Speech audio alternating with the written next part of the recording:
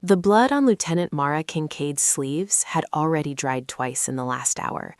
The aid station was nothing more than a gutted schoolhouse near the edge of a storm-battered coastline, its windows blown out, its hallways echoing with the sharp rhythm of shouted vitals and clattering instruments. When the first explosion hit offshore, they'd expected casualties. They hadn't expected a fishing boat to be torn open by a secondary blast, or the civilian ferry that had drifted too close in the chaos. 10 patients had come through her hands in less than 60 minutes. Shrapnel wounds, collapsed lungs, arterial bleeds. She triaged, stitched, intubated, and improvised like a machine built from grit and instinct. When the generator flickered during her 4th surgery, she kept working by headlamp.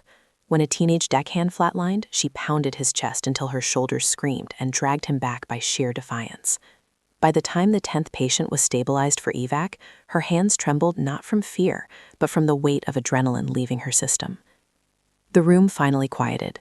The corpsman moved the last stretcher toward the waiting helicopter, its blades thundering against the salt-heavy air. Mara leaned against a chipped green chalkboard, eyes closed for just a second, listening to her own heartbeat steady. She'd learned long ago not to count saves. It made the losses louder. But someone had whispered the number anyway. 10. 10 in 1 hour. She didn't feel heroic. She felt tired. She felt like if she stopped moving, she might break. The door creaked open again, and she braced for another wave. Instead, boots struck the tile with deliberate calm. Not frantic, not injured. Command presence. She opened her eyes to see a tall figure in sand-streaked camouflage, trident patch dark with seawater, face set in controlled intensity. He removed his helmet slowly, scanning the room until his gaze found her. The noise seemed to fall away, like the world narrowing to a single thread. "Valkyrie," he said. The call sign hit her harder than any blast wave.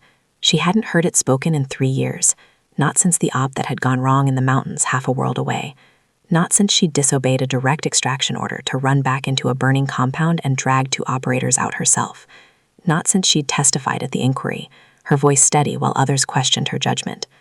Valkyrie had been buried with that mission. She straightened despite the ache in her spine. "That's not my designation anymore," she replied quietly. "It is to us," the commander said. His eyes held something deeper than gratitude, recognition. "You pulled my team out tonight. Those fishermen were our cover. If they'd bled out, we would have lost more than civilians." He stepped closer, lowering his voice. "I was there in the mountains. You carried my radio operator 3 clicks under fire. You never knew I saw." Memories surged. Smoke, gunfire, the weight of a wounded man across her shoulders. She had done what needed doing.